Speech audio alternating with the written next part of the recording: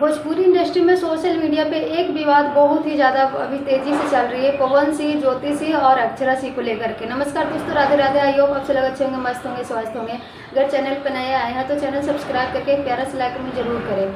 आपको क्या लगता है, पवन सिंह अपनी ज्योति सिंह के लिए ये महाशिवरात्रि पूजा कर रहा है या फिर अक्षरा सिंह के लिए? आप इधर देख सकते हैं कि ज्योति भाभी भी महाशिवरात्रि मना रही है और वो जाहिर सी बात है कि वो अपने पति पवन सिंह के लिए की होगी।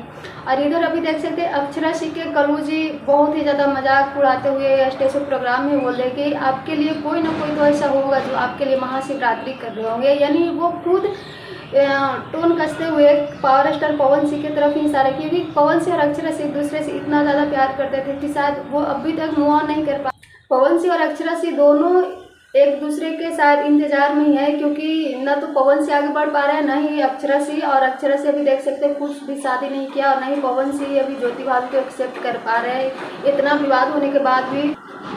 वैसे आपको क्या लगता है, पवन सिंह और अक्षरा सिंह अगर एक दूसरे को माफ़ कर देंगे तो दोनों एक साथ रह पाएंगे, दोनों एक दूसरे से शादी कर पाएंगे या नहीं? कमेंट सेक्शन में जरूर बताएंगे।